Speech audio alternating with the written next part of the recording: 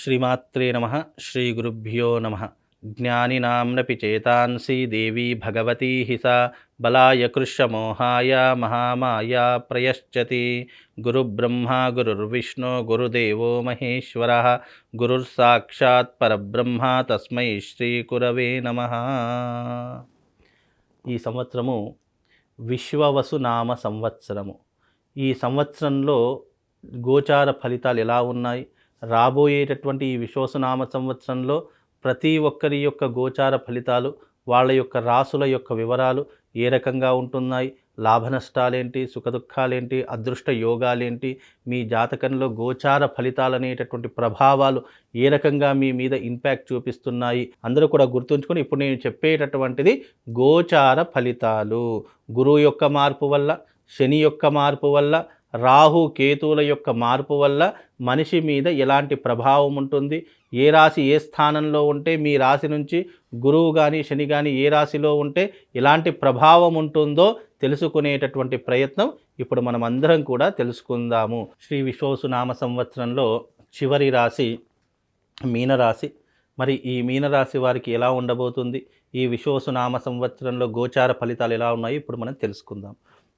ముఖ్యంగా మీనరాశి వారికి చతుర్థంలో గురు సంచారము, అలాగే జన్మస్థానంలో శని సంచారము, జన్మస్థానంలో రాహు సంచారము, ఇవి రెండూ కూడా నడుస్తున్నాయి. కనుక ఇక్కడ ఏమవుతుంది అంటే కనుక మీనరాశి వారికి చతుర్థ స్థానంలో గురు సంచారము అంత లాభదాయకమైనటువంటి జీవితం అనుభవించలేరు. ఎందుకంటే 4వ స్థానంలో గురు సంచారం ఆదాయానికి మించినటువంటి ఖర్చులు, అలాగే బంధుమిత్రులతో వైరం ఏర్పడము, బంధుమిత్రుల యొక్క మరణ వార్తలు ఎక్కువగా వినిపించడము, అలాగే ముఖ్యంగా స్థానభ్రంశము జరగడము, అంటే ఉన్న చోట ఒక చోట నిలబడేటటువంటి అవకాశం వీళ్లకు ఉండదు.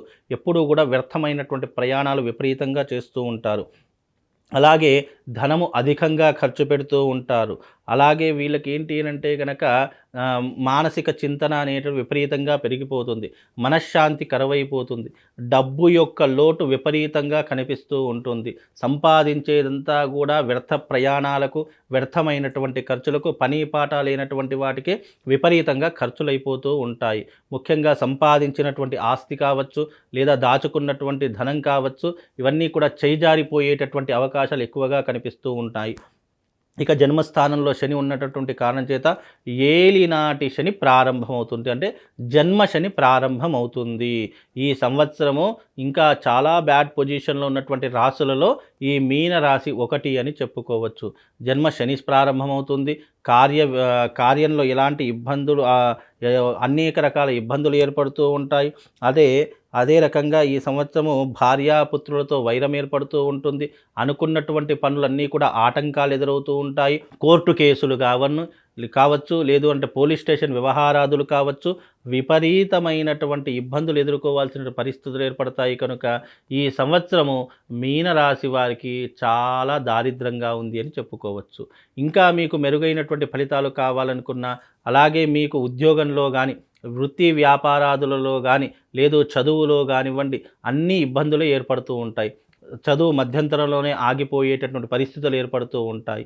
చేసే వృత్తి వ్యాపారాదులలో ధన నష్టం ఏర్పడుతూ ఉంటుంది, అవమానం పెరిగిపోతూ ఉంటుంది, పరస్త్రీ సాంగత్యం పెరిగిపోతూ ఉంటుంది, కుటుంబం మీద సఖ్యత తగ్గిపోయేటటువంటి లక్షణాలు ఏర్పడతాయి. పెద్దవాళ్ళంటే గౌరవం ఉండదు, ప్రతి ఒక్క చిన్న విషయానికి కోపం ఎక్కువగా రావడం జరుగుతూ ఉంటుంది. కనుక ఈ మీనరాశి వారు ఎవరైతే ఉన్నారో ఈ సంవత్సరం కాస్త జాగ్రత్తగా ఉండే ప్రయత్నం చేసుకోండి. అనవసరమైనటువంటి విషయాల్లో అస్సలు కలగజేసుకోకండి. వీలైనంత వరకు మీ పని ఏదో మీరు చూసుకునే ప్రయత్నం చేయండి. భార్య బిడ్డలతో సఖ్యతగా ఉండండి. కుటుంబంతో బాగుండే ప్రయత్నం చేయండి. మీరు ఎలాగైతే మీ జీవితాన్ని మలుచుకుంటారో అదే జీవితం ఇంకా కొన్ని రోజులు గడుస్తూ ఉంటుంది. కనుక మీరు వీలైనంత వరకు జాగ్రత్తగా ఉండండి. అలాగే ఆరోగ్య విషయంలో కూడా జాగ్రత్త వహించేటటువంటి ప్రయత్నం చేయండి. మీకు ఈ సంవత్సరం మెరుగైన ఫలితాల కోసము అరిష్ట నివారణ తంత్రయాగం చేయించుకోండి. ఎందుకంటే మీనరాశి వారికి ఈ సంవత్సరం మీనరాశిలోని షష్టగ్రహ కూటమి, సంపూర్ణమైనటువంటి సూర్యగ్రహణం కూడా ఏర్పడుతుంది. కాబట్టి జన్మతా శని ఉన్నాడు. కాబట్టి ఈ అరిష్టాలన్నీ కూడా తొలగిపోవడానికి ఈ మార్చి 29వ తారీఖు రోజున ఈ యొక్క బాసర క్షేత్రం నందు అరిష్ట నివారణ తంత్రయాగం చేయించడం జరుగుతుంది. కాబట్టి అందరూ రండి.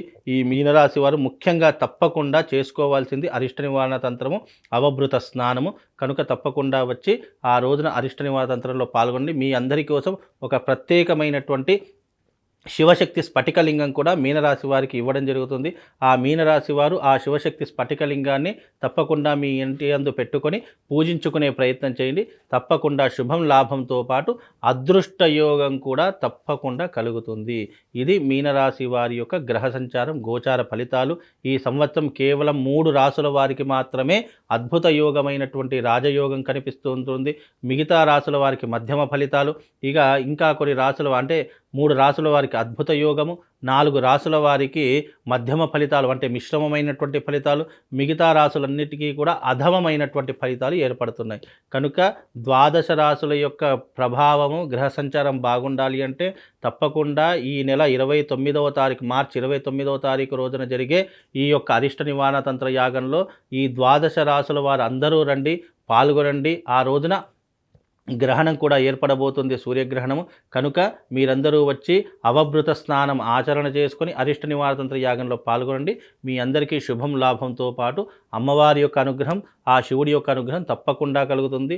వచ్చిన ప్రతి ఒక్కరికి కూడా ఒక శివశక్తి స్ఫటికలింగం కూడా ఇవ్వడం జరుగుతుంది. ప్రతి సంవత్సరము ఉగాది రోజున మనకేంటి అంటే గురువు యొక్క గ్రహము, శనిగ్రహము యొక్క ప్రభావము, తీవ్రమైనటువంటి ప్రభావం మనిషి మీద పడేటటువంటి లక్షణాలు ఎక్కువగా ఉంటూ ఉంటాయి.